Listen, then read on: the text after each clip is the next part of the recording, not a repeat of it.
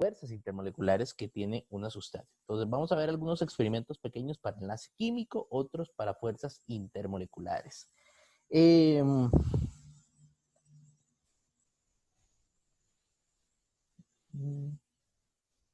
Ok, ahora al final hablamos, André, cualquier cosa. De acuerdo, chicos, entonces,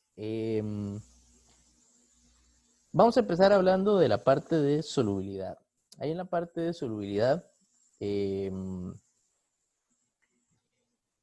perdón, vamos a empezar hablando de la parte de enlace químico. Luego entramos al experimento de fuerzas intermoleculares. Entonces, en enlace químico hicimos varios experimentos para determinar a partir de la observación experimental qué tipo de enlace tiene la sustancia. Hicimos primeramente, o bueno, se hace en el video primeramente, un experimento sobre solubilidad, ¿verdad? Hay varios aspectos que ya hemos hablado sobre solubilidad y los tipos de enlaces químicos en teoría. Por ejemplo, tenemos que existen 3 tipos de enlaces básicos, que son los enlaces de tipo iónico, el enlace metálico y el enlace covalente. Lo que vamos a observar es que el tipo de enlace influye también en la solubilidad de la sustancia. Entonces, en ese experimento es muy sencillo. Lo que se hace es tomar diferentes sustancias químicas y tratar de disolverlas en disolventes que tengan diferentes características. Por un lado tenemos que en términos teóricos sabemos que los compuestos iónicos son solubles en agua. ¿Recuerdan por qué los compuestos iónicos decíamos que eran solubles en agua? Polares. O bueno, sí, podemos decirlo también en disolventes polares, pero ¿por qué los compuestos iónicos son solubles en disolventes polares como el agua? Por la solvatación. Exactamente, preciso. Por el proceso de solvatación que ocurre. Recuerden que estos compuestos iónicos son cationes y aniones que se van a separar y se van a rodear de moléculas de disolvente polar. Entonces esto genera mucha estabilidad porque hay muchas interacciones electrostáticas entre los cationes, aniones y las moléculas de disolvente. Entonces, los compuestos iónicos sí tienen una alta solubilidad en agua. ¿Qué pasa con el compuesto metálico? Resulta que el compuesto metálico es insoluble y va a ser virtualmente insoluble en cualquier tipo de disolvente que nosotros utilicemos. Esto ocurre porque el enlace metálico es de los enlaces más fuertes que vamos a encontrar en la naturaleza. Recuerden que la teoría del mar de electrones del enlace metálico nos indica que vamos a tener cationes unidos entre sí y donde tenemos un mar de electrones a lo largo de esa red de cationes. Entonces tenemos una gran cantidad de interacciones de tipo electrostático. Eso le da al enlace metálico una gran fortaleza. Es tanta la fortaleza que una especie metálica no va a atravesar el proceso de solvatación que atraviesa un compuesto iónico, porque no alcanza suficiente estabilidad como para compararla a la estabilidad que tenía la sustancia en la forma del enlace metálico. Entonces los metales no son solubles en ningún tipo de disolvente. Por último tenemos los covalentes. Acá en los covalentes tenemos una regla que es la que igual disuelve a igual, o también lo decimos similar disuelve a similar. Entonces, básicamente, los compuestos covalentes polares se disuelven en disolventes covalentes polares y los compuestos covalentes no polares se disuelven en covalentes no polares.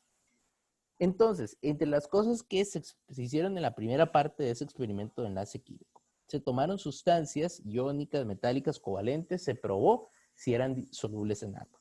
Vimos que los compuestos iónicos, por ejemplo, por ahí se usó cloruro de sodio, son solubles en agua sin mayor inconveniente. Se probó también con metales, los metales no son solubles en agua, y en el caso de los compuestos covalentes, los compuestos que eran covalentes polares presentaban solubilidad en agua.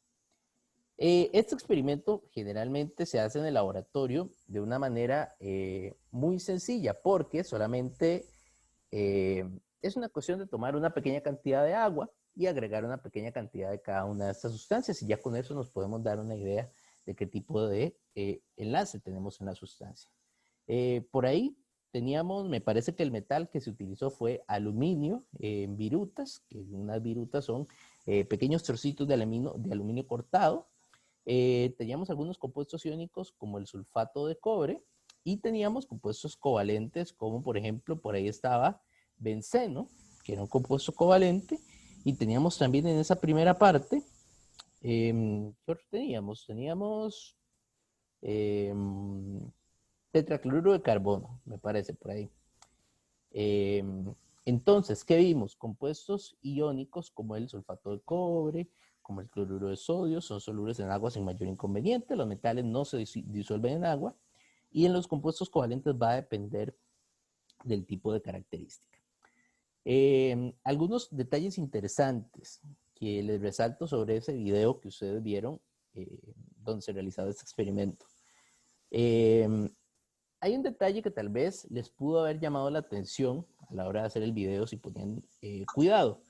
La profesora que estaba realizando el experimento tenía una manera muy peculiar de utilizar la pipeta. Ella utilizaba la pipeta de manera inclinada. Tomaba las muestras con una sola mano y las tomaba así de manera inclinada y las vertía de manera inclinada. Entonces, ¿ustedes consideran que eso está bien o está mal como procedimiento de laboratorio? Yo pienso que está bien, Ok, por ahí decimos que está bien. ¿Y por qué considera que está bien? porque si no mal recuerdo, había que inclinarla para que no salpicara la sustancia. Ok, No, lo que había que hacer era, digamos, agarrar el tubo y como inclinarlo, pero pegándolo a la pared del, del recipiente.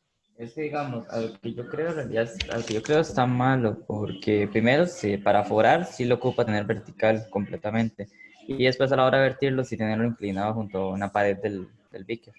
ok.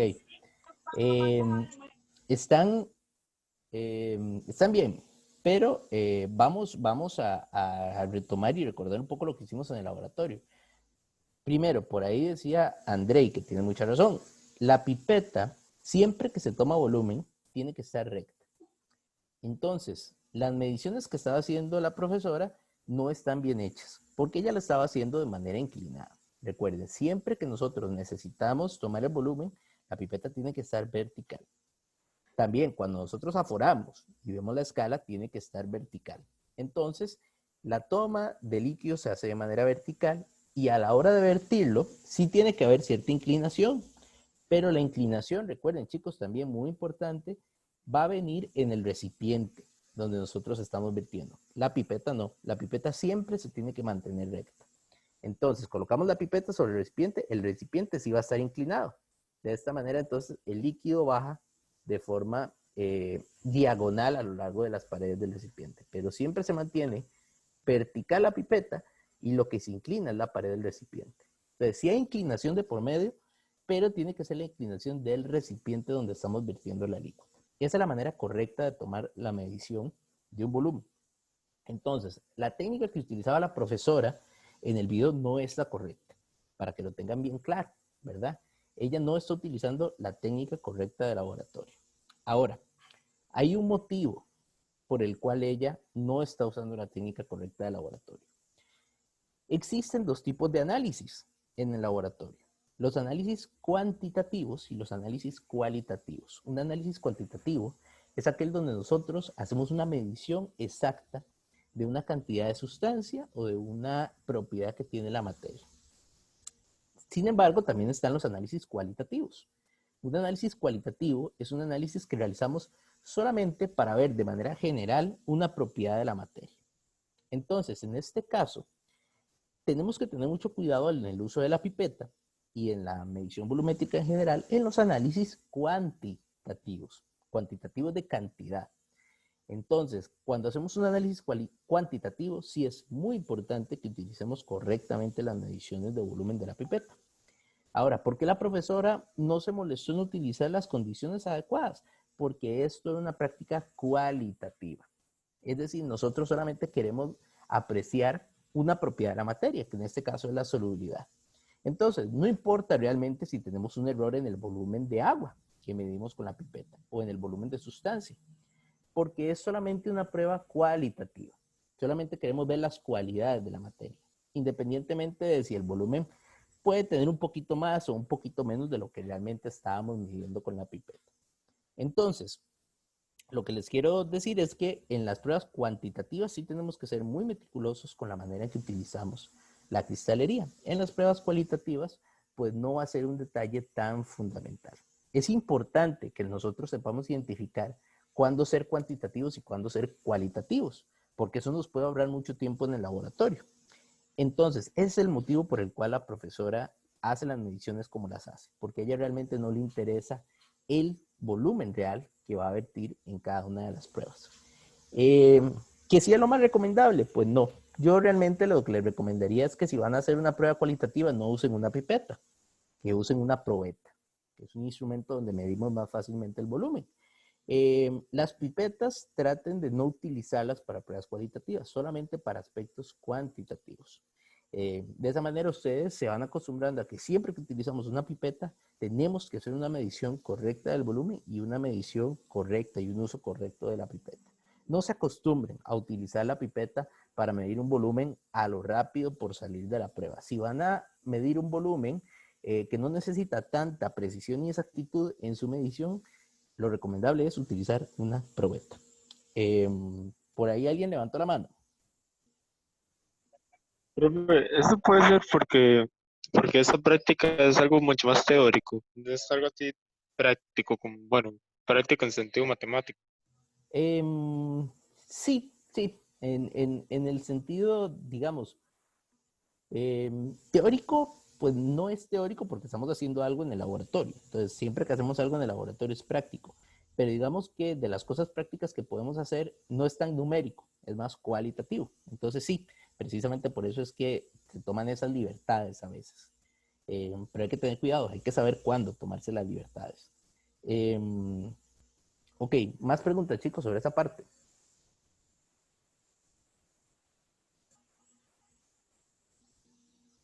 Ok. Entonces, ya la tabla con los resultados, ustedes lo llenan sin problema en su reporte. Luego, teníamos un segundo experimento que era ahora de conductividad eléctrica. En el caso de la conductividad,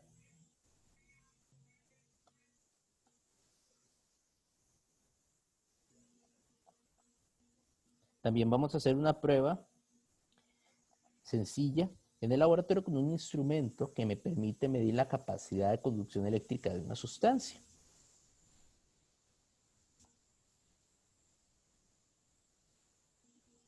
Recuerden que aquí estamos hablando de conductividad eléctrica en específico, porque podríamos hablar de conductividad calórica también, pero el experimento fue específicamente de conductividad eléctrica.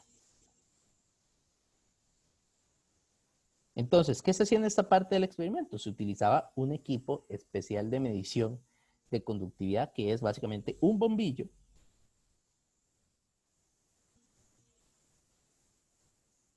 unido a un sistema donde tenemos un circuito eléctrico abierto. Y esto va conectado a la corriente eléctrica, a un tomacorriente. Si nosotros tomamos ese equipo, lo conectamos a la electricidad empieza a fluir a lo largo del equipo. Lo que pasa es que este equipo tiene un circuito eléctrico abierto. Eso quiere decir que la electricidad no puede completar el circuito. Ustedes van a ver esta parte de circuitos eléctricos cuando lleguen física 2. Yo les voy a dar nada más una explicación rápida. Pero básicamente, para que este bombillo se ilumine, nosotros necesitamos que la electricidad corra por todo el aparato. Si esta parte del equipo está abierta, entonces la electricidad no termina de completar el ciclo y el bombillo no se puede iluminar. Entonces, cuando nosotros conectamos esto a la corriente eléctrica, ese bombillo no se ilumina porque este circuito está abierto. Lo que vamos a hacer luego es colocar estos dos contactos sobre diferentes sustancias químicas que puede que conduzcan la electricidad o no. Si la sustancia conduce la electricidad, entonces estamos cerrando el circuito y ya el bombillo se puede iluminar. Pero si la sustancia no conduce la electricidad, entonces simplemente no se ilumina el bombillo porque no podemos atravesar corriente eléctrica desde este contacto hacia este contacto. ¿Qué vamos a encontrar según las sustancias químicas? Bueno, sabemos que hay una que conduce la electricidad sin ningún problema. ¿Cuál de esos 3 tipos de enlaces conduce la electricidad sin problema? Metálico. El metálico, exacto. Entonces, el metálico sí conduce la electricidad. Entonces, en la prueba, si nosotros acercábamos este sistema a cualquier metal, por ahí teníamos plomo, teníamos cobre, el circuito se cerraba y el bombillo se iluminaba. Las otras 2 sustancias son más problemáticas. Tenemos al compuesto iónico. El compuesto iónico no conduce la electricidad cuando se encuentra en estado sólido. Por ahí teníamos también sustancias iónicas como el cloruro de sodio. Ponemos el contacto, no vemos ningún tipo de iluminación. ¿Por qué? Porque el sólido metálico, que es el ión, no tiene las mismas capacidades de hacer fluir los electrones como lo es el enlace metálico. Entonces no permite la conducción eléctrica. Sin embargo, si nosotros tomamos este compuesto iónico y lo disolvemos en agua.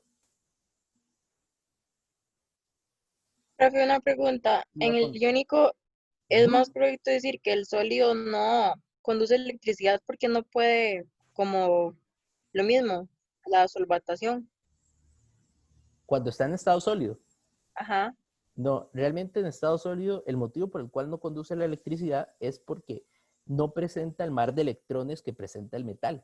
Recordemos que en el metal siempre hay un montón de electrones que están fluyendo a lo largo de la red de cationes. Esos electrones son los que permiten que la electricidad fluya a través de la red, porque la electricidad son básicamente electrones que se están moviendo. Entonces, Y otra, perdón. No, entonces en el compuesto iónico no tenemos electrones en movimiento a lo largo de la red, entonces no se puede conducir la electricidad. Y otra pregunta súper rápida. ¿Por qué la papa, digamos, la papa tiene que ver con las calorías, que por eso puede conducir electricidad o no? No, no tanto con las calorías, eso sí les va a quedar para que ustedes lo investiguen. Pero dentro de la papa hay sustancias que conducen la electricidad. ¿Qué conduce la electricidad? Básicamente, cationes y aniones, sustancias que tengan cargas eléctricas. Entonces, dentro de la papa hay ciertas especies químicas que son cationes y que son aniones, que vienen dentro de la papa. Entonces eso lo tienen que investigar. De hecho, lo pueden investigar muy fácil. Estoy seguro que les va a aparecer muy rápidamente si hacen una búsqueda en Google, cuáles son los iones o cationes o aniones que tiene la papa que permiten que conduzca la electricidad. Entonces eso lo pueden buscar. Yo creo que el reporte se los pide, ¿no es cierto? Sí, profe, a mí se me hizo una sí, pequeña... eso es parte de lo que tienen que investigar. Profe, a mí se me hizo un pequeño veo. ¿Cómo es que nosotros tenemos que investigar en cada uno cuáles son los iones que permiten la conductividad? Ajá. Tenemos que, bueno, en cada uno, por ejemplo, del agua, así de grifo, tenemos que investigar cuáles son los iones que conducen la electricidad, pero aparte de, como que en el video no nos lo van a decir, ¿verdad? No, el video no se los dice, tienen que investigarlo, pero lo investigan rápido. Ustedes ponen en Google cuáles son los iones más comunes en el agua de tubo. Ya con eso les va a aparecer la lista de los más comunes. También hay varios que ya hemos mencionado, porque yo les he hablado de los cationes y aniones más comunes en el agua de tubo. Entonces también pueden revisar si tienen apuntes de las clases. Yo les he mencionado algunos de los más importantes. Entonces sí, por ahí lo de la papa y lo del agua de tubo lo pueden investigar. ¿Qué pasa cuando tenemos...? ¿Nos piden lo de la papa? Yo no lo vi. La verdad es que no recuerdo en este momento, pero... vamos a ver. Es que no tengo el reporte por acá. Voy a fijarme así rápidamente un momento. Chicos, a ver si se los pide. No, creo que no pide la papa. No, la conductividad no.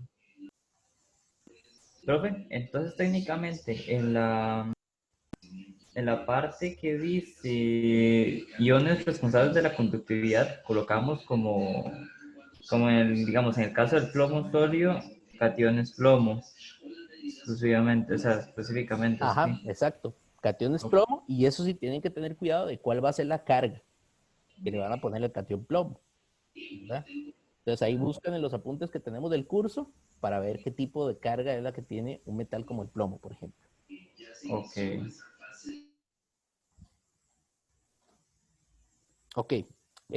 Sí, creo que no se los pide. Entonces sí les comento de la papa. La papa, si ustedes agarran un pedazo de papa, inclusive, digamos, ustedes la toman, la cocinan, sin echarle ningún tipo de sal, sin agregarle condimentos, uno se puede comer una papa hervida sin mucho problema. Eh, Tiene un cierto tipo de sabor salado y eso es porque la papa tiene sales. ¿Cuáles sales son las más comunes? Tiene cloruro de sodio y tiene cloruro de magnesio. Entonces, dentro de la papa, esas sales están disueltas dentro del agua que tiene la papa. Entonces, lo que tenemos en realidad dentro de la papa es catión sodio más 1, catión magnesio más 2 y aniones cloro menos 1. Por eso es que la papa entonces puede conducir la electricidad, porque dentro de la papa hay agua y en esa agua están disueltas ciertas sales que tiene la papa. ¿De dónde vienen las sales de la papa? Bueno, de dos lugares. Primeramente, la papa crece en la tierra. Entonces, por filtración, muchas de las sales minerales que están en la tierra pueden infiltrarse dentro de la papa. Entonces, por ahí la papa también absorbe minerales y por otra parte, también ciertas estructuras bioquímicas de la papa necesitan metales para poder funcionar. Entonces, por ahí el magnesio aparece, por ahí el sodio aparece.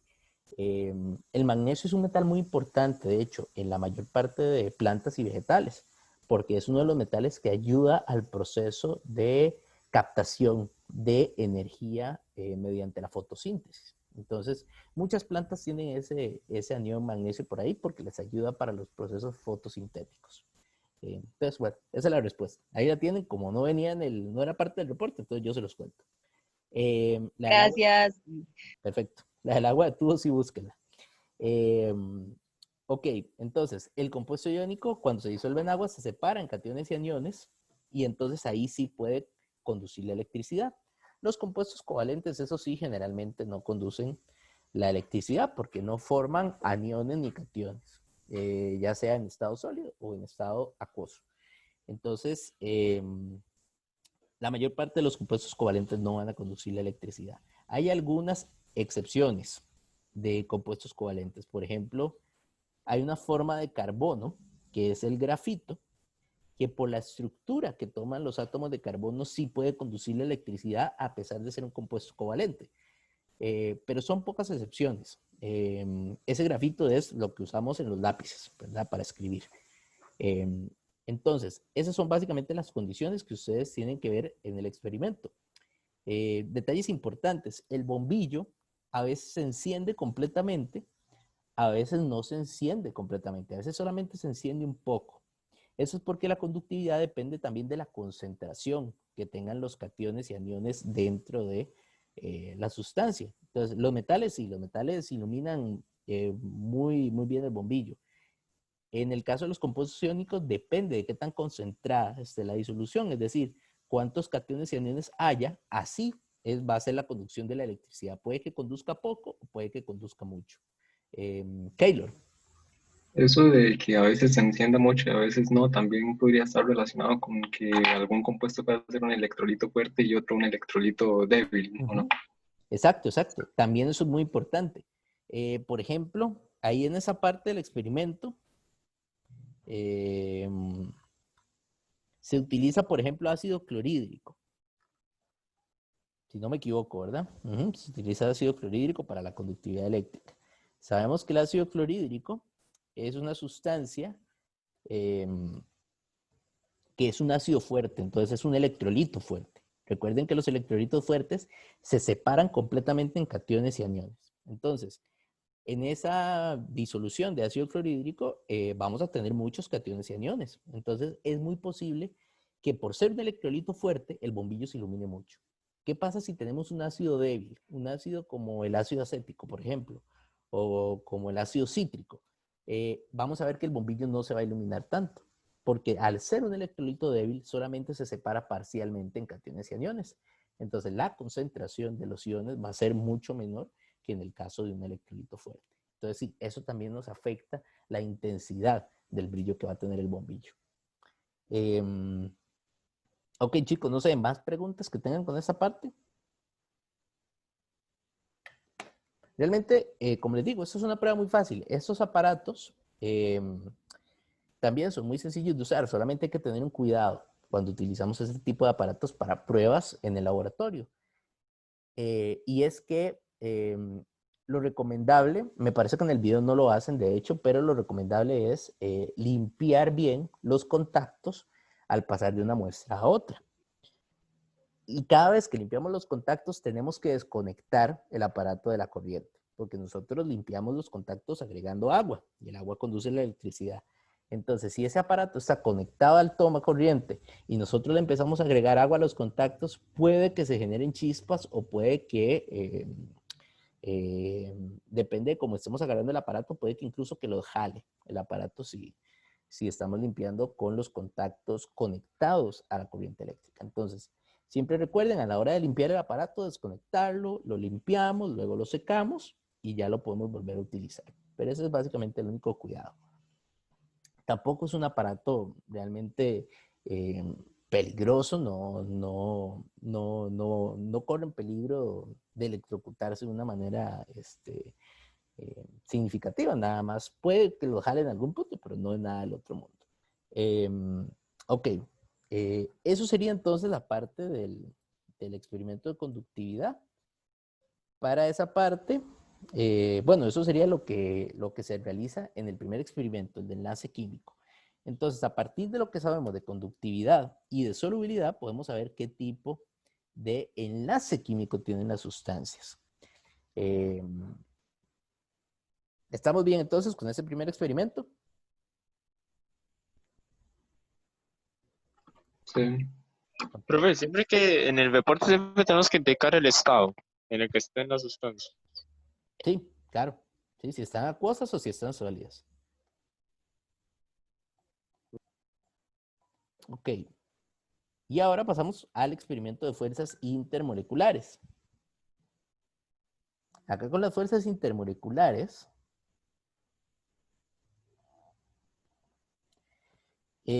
hacemos 4 experimentos para poder identificar qué sustancias tienen mayores fuerzas intermoleculares que otras. Todas las pruebas, bueno, casi todas las pruebas las hacemos con un mismo conjunto de sustancias. Entonces, ¿qué teníamos por ahí? Teníamos agua, ¿verdad? Teníamos aceite. ¿Qué más tenemos?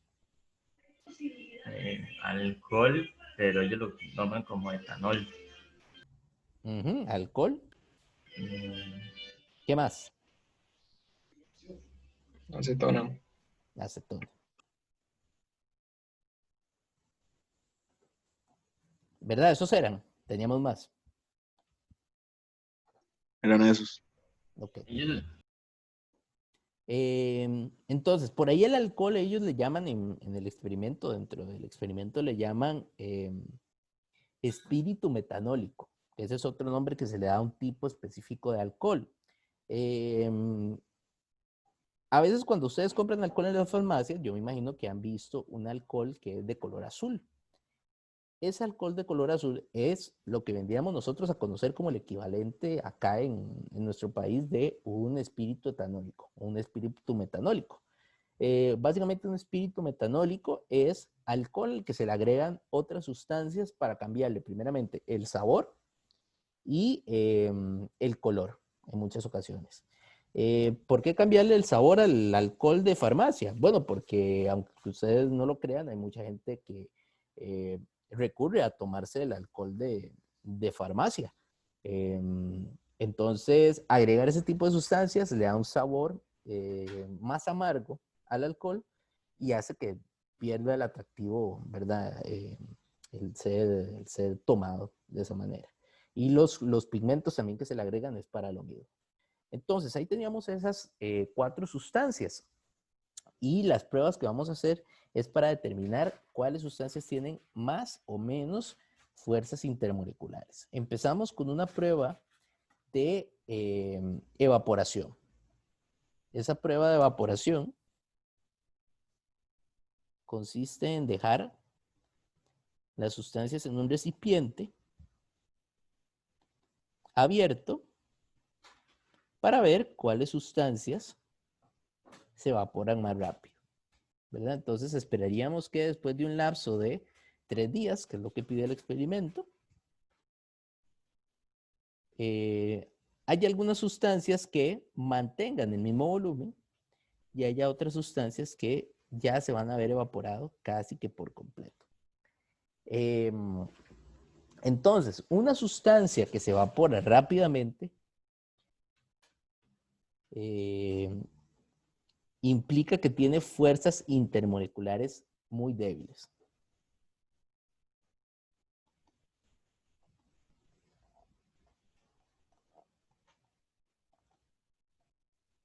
¿Por qué? Recuerden que las fuerzas intermoleculares son las fuerzas que mantienen unidas a las moléculas dentro de una sustancia. Y la evaporación consiste en tomar algunas de esas moléculas y pasarlas de la fase líquida a la fase gaseosa. Entonces va a ser mucho más fácil pasar una sustancia de líquido a gas si no hay una fuerza importante que las mantenga unidas. Entonces, el lapso de 3 días también es muy importante porque entre más días dejemos el experimento, más claro va a ser el resultado. Entonces, bueno, ya el resultado ustedes técnicamente lo ven en el video. De esas sustancias, aquella que se va a evaporar más rápido, o que esperamos que se evapore más rápido, es la acetona, que es la que tiene las fuerzas intermoleculares más débiles. La acetona tiene fuerzas intermoleculares ¿de qué tipo, chicos?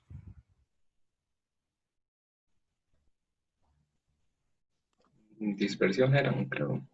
Exacto, solamente fuerzas de dispersión, y recordemos que ese es el tipo de fuerza más débil que vamos a encontrar. Entonces, la acetona rápidamente se evapora. Por ahí le seguía el alcohol, le seguía el agua, y curiosamente, bueno, no, para esa parte no hacen el aceite, ¿verdad?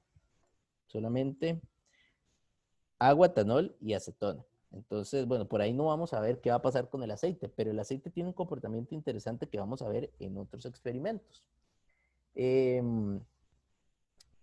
Entonces, una prueba muy rápida para saber qué tan fuertes son las fuerzas intermoleculares de una sustancia. Importante, chicos. Espero que todos hayan podido dejar los 3 días el sistema. Porque si no, los resultados cuesta un poco más de verlos. Si alguno tuvo un problema con esa parte, ahí por favor me escribe para ver cómo lo manejamos. Pero lo mejor sí, lo mejor es definitivamente haberlo dejado los 3 días para que se evapore completamente. Ok, teníamos una segunda prueba que es una prueba de tensión superficial.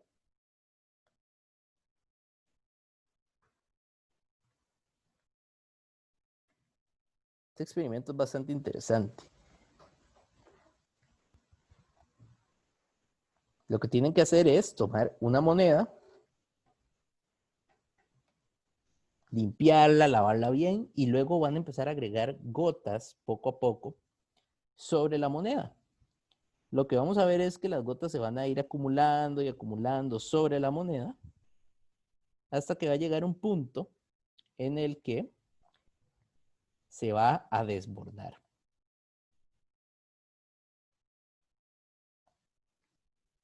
Entonces la idea es contar cuántas gotas fueron necesarias para que el líquido se desborde. Entre más fuerzas intermoleculares tenga la sustancia, más va a costar que se desborde. Porque conforme agregamos las gotas, esas sustancias van a empezar a adherirse a otras moléculas y se van a ir acumulando, acumulando, acumulando y van a formar esa forma de gota.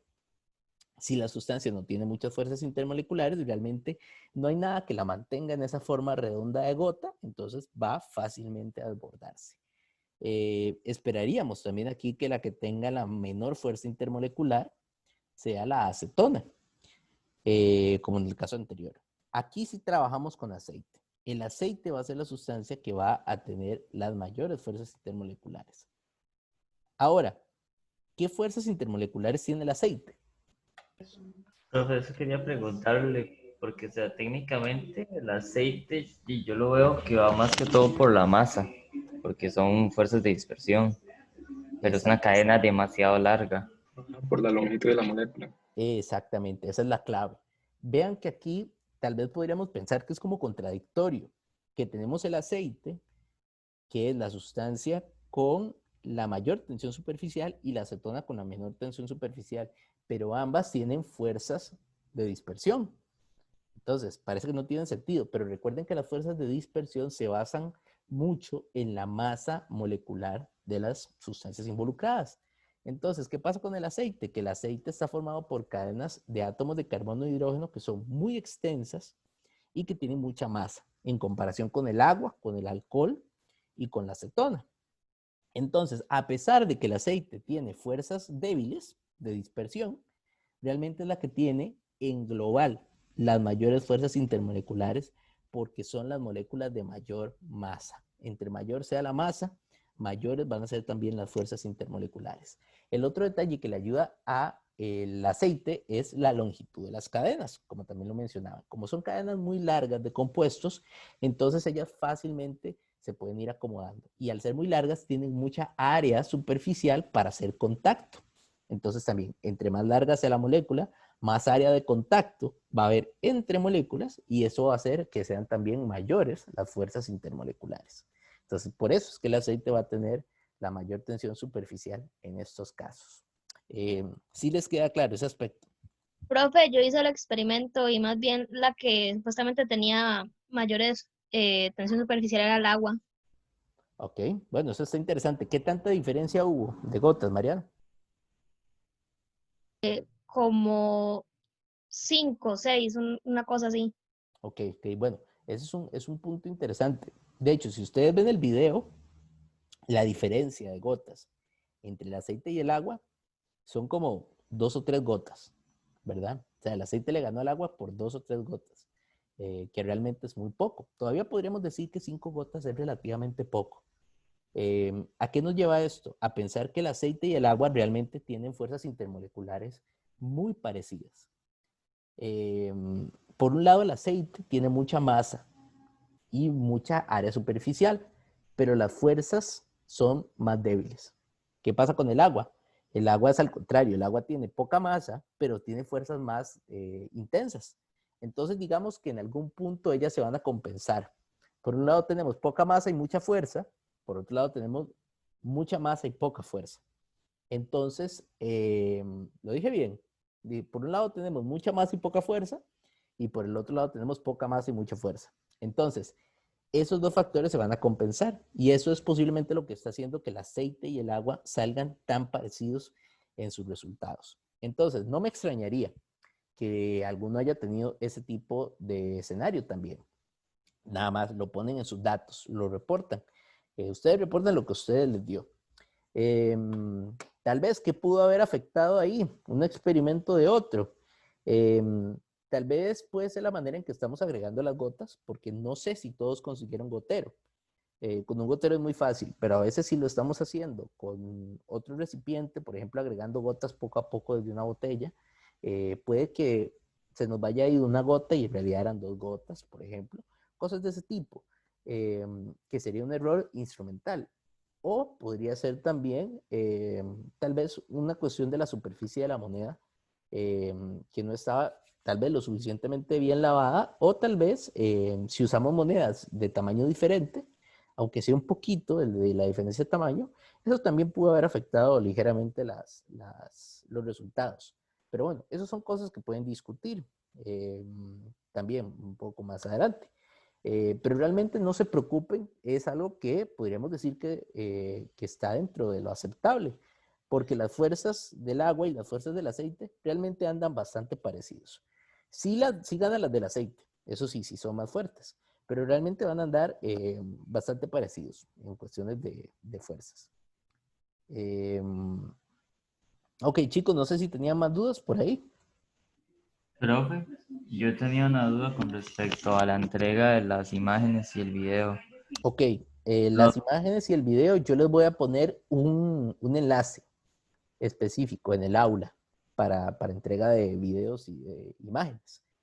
Entonces, todo me lo entregan por el aula, pero me lo entregan por aparte. Me entregan imágenes, me entregan video, que eso lo tienen que hacer individual, y me entregan el reporte que lo pueden hacer en parejas. ok, ¿y subimos el video o se lo podemos también facilitar como por un link de YouTube? Como les quede más fácil, si les queda más fácil por un link de YouTube, entonces me suben, puede ser un Word con el link de YouTube ya, nada más. Ok, ok. Ujú. Si alguno tiene algún problema para subir el video, me avisa, ¿verdad? Cualquier cosa para ver qué solucionamos. Ok, estamos bien por ahí entonces, contención. Ujú. Ok, tenemos por ahí un tercer experimento, que es muy similar a lo que se hizo en el experimento anterior, porque es un experimento de solubilidad. Entonces, teníamos por ahí 3 sustancias que son cloruro de sodio, yodo sólido, y teníamos también permanganato de potasio, si no me equivoco. Entonces, teníamos esos 3 compuestos, los disolvíamos en agua, en etanol,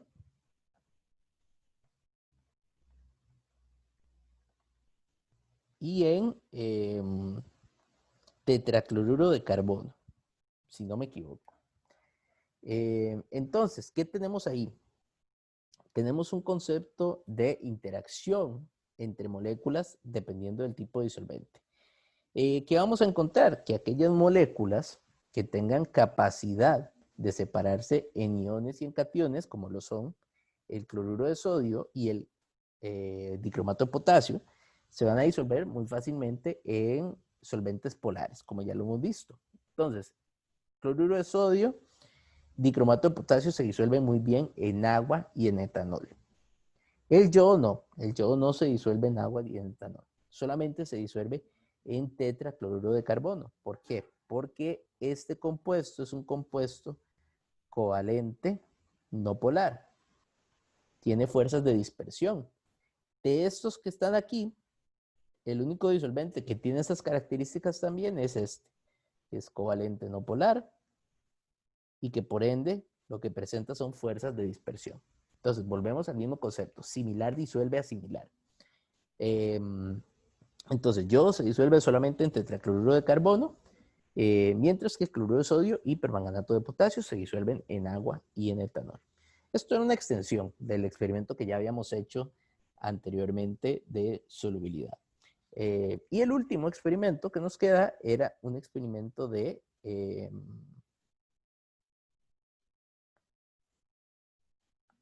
punto de ebullición.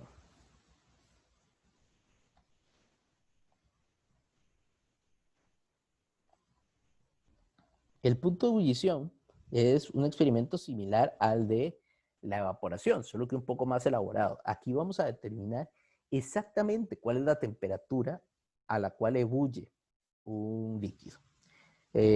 Ahí es importante hacer una diferencia, chicos, entre evaporación y ebullición. La evaporación es el cambio de estado líquido a estado gaseoso. Y eso es un proceso que está ocurriendo constantemente, independientemente de la temperatura a veces. Por ejemplo, lo van a ver en el experimento de evaporación. Si nosotros tenemos agua, tenemos un vaso de agua y lo dejamos afuera unos cuantos días, el volumen va a disminuir. A pesar de que sabemos que ese vaso nunca llegó a los 100 grados. Entonces, la evaporación es un concepto que ocurre constantemente en los líquidos. Los líquidos siempre, aunque sean pequeñas cantidades, se están evaporando. La ebullición ocurre en el momento en el que la presión que genera el vapor que se está evaporando iguala a la presión atmosférica. En ese punto ya tenemos una ebullición que es una transformación más rápida de moléculas desde la fase líquida hacia la fase gaseosa. Entonces, son dos conceptos distintos para que los tengamos claros. En este caso, vamos a determinar exactamente cuál es la temperatura a la cual ebulle un líquido. Para este experimento se utiliza una herramienta, una técnica de separación física que llamamos la destilación. Esta destilación es una técnica muy, muy, muy importante en la química, porque es la manera tal vez más práctica para poder separar un líquido o una mezcla de líquidos.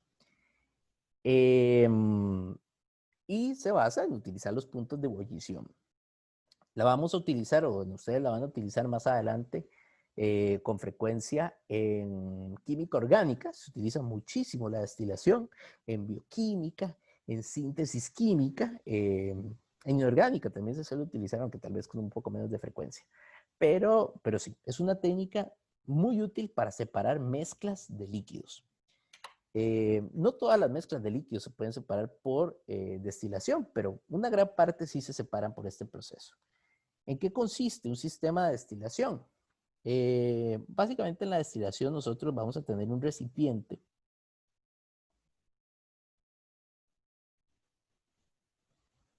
que va a estar lleno con la mezcla que queremos separar. Esta es nuestra mezcla de líquido. Este recipiente lo vamos a poner a calentar. Aquí tenemos nuestro mechero. Calentamos ese líquido. Este recipiente va a estar conectado a una extensión que va a tener una tapa con un termómetro. Lógicamente este termómetro nos va a permitir medir la temperatura del sistema. Y esta pieza de cristalería va a tener una extensión, es un brazo que va hacia un costado y que va conectado a un sistema que llamamos un condensador. Y este condensador es un tubo de vidrio que en su interior tiene un tubo en espiral.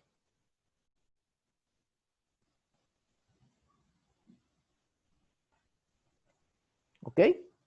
Y al final de este tubo en espiral tenemos una boquilla, una abertura, y eso va a dar a un segundo recipiente. Entonces, ¿cómo funciona este sistema de destilación? Nosotros tomamos el líquido que queremos separar, lo comenzamos a calentar.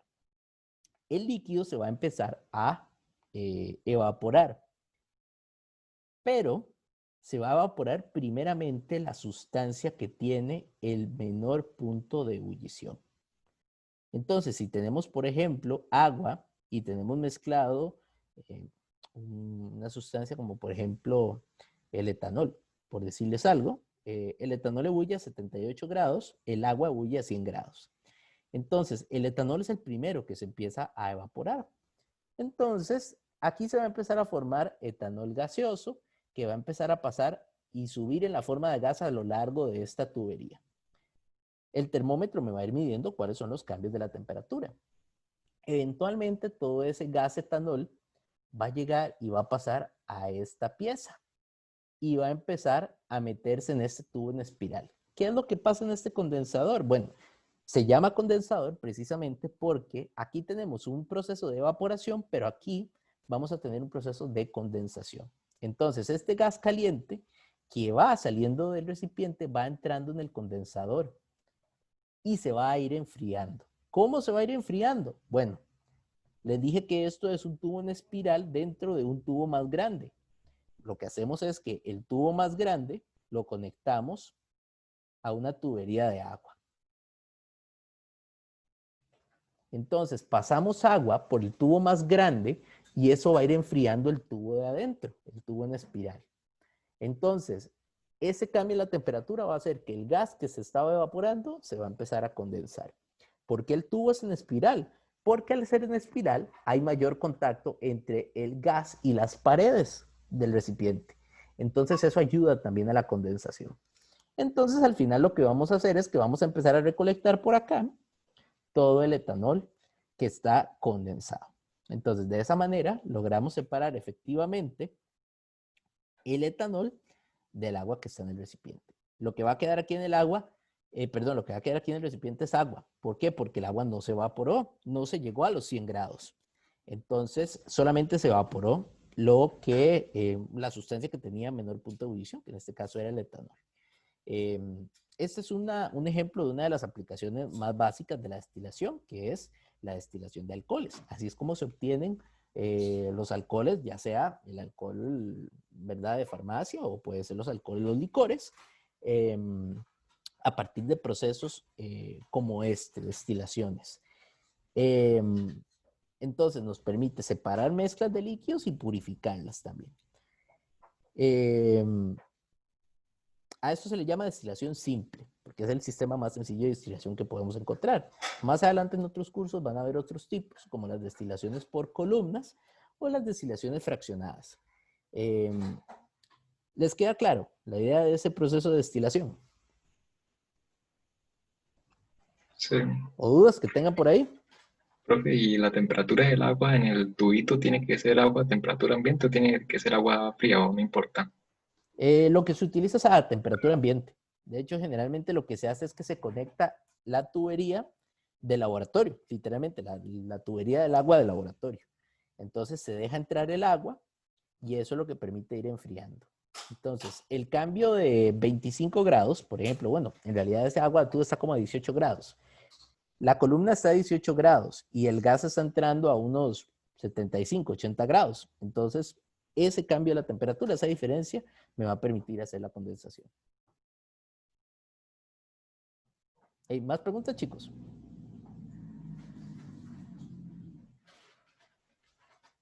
Ok, entonces, básicamente ustedes lo que tienen que hacer con esta parte es analizar los datos que les da el video.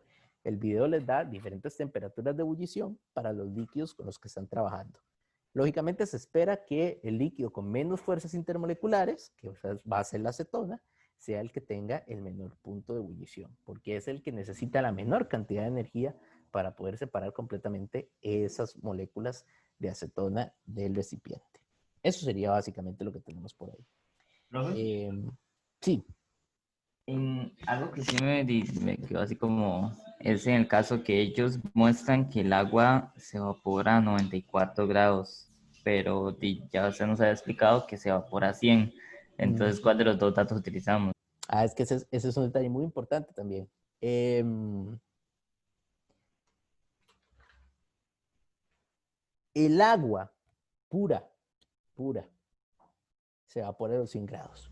Pero recuerden que el agua de tubo, que es lo que están utilizando de hecho en el experimento, tiene diferentes sustancias disueltas.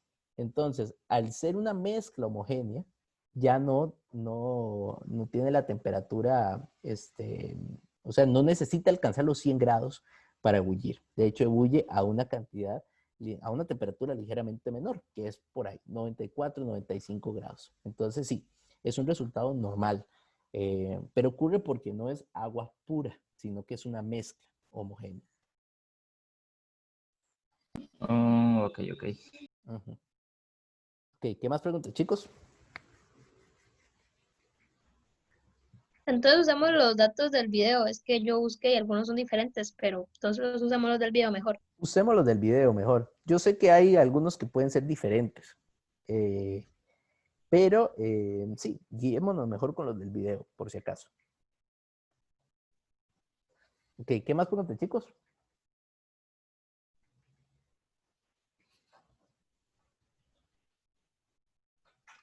Profe, una duda, pero fuera del experimento, de algo que a Verónica y a mí nos pasó en las mediciones, que nosotros medimos la acetona con un recipiente de plástico y vieras que, y no logramos entender por qué quedó como esa parte blanca ahí.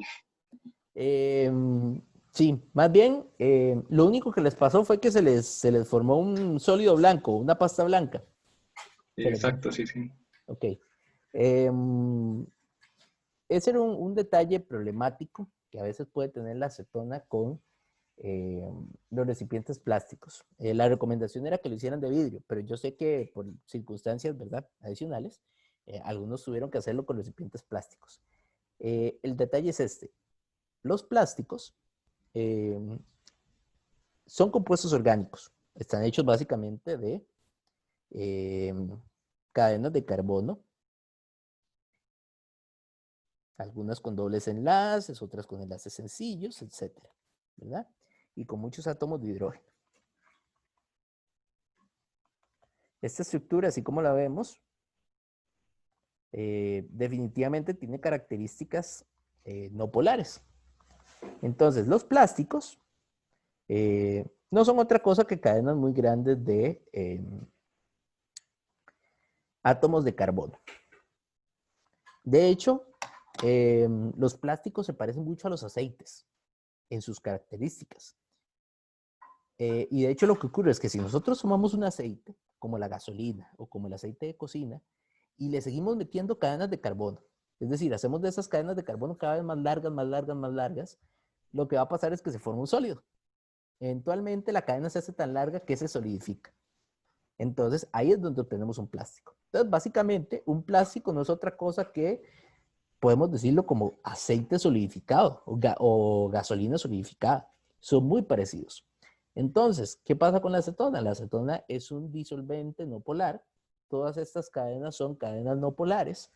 Entonces, resulta que la acetona es muy buena para disolver plásticos. Entonces, lo que les pasó a ustedes en ese recipiente fue que la acetona empezó a disolver el plástico del recipiente. Y eso blanco que se les forma, a veces se les forma manchas, a veces se les forma un sólido blanco, una pasta blanca, eso es parte del plástico que se estaba disolviendo con la acetona. Realmente los plásticos, bueno, son cadenas de carbono, pero realmente se les adicionan otras sustancias para hacerlas más resistentes. Por eso es que el plástico dura tanto. Entonces, esas sustancias que se adicionan y que hacen más resistente el plástico son las que evitaron que la acetona disolviera completamente el recipiente. Pero eso fue lo que ocurrió. La acetona empezó a disolver las paredes del recipiente plástico. Entonces, eso es algo muy común que vemos con la acetona. Puede ser que a veces veamos simplemente que si ponemos acetona en un recipiente plástico, el plástico se vuelve más suave. Eso es un resultado. O, dependiendo del tipo de plástico, puede ser que lo disuelva completamente. Por ejemplo, la acetona con el estereofón lo disuelve completamente. Entonces, eso fue lo que ocurrió. Ahora, generalmente la acetona la venden en recipientes plásticos, eso es cierto, pero esos recipientes vienen recubiertos por dentro con un material especial que impide que la acetona termine completamente disolviendo el plástico. Entonces, eso es lo que ocurrió ahí en esos casos.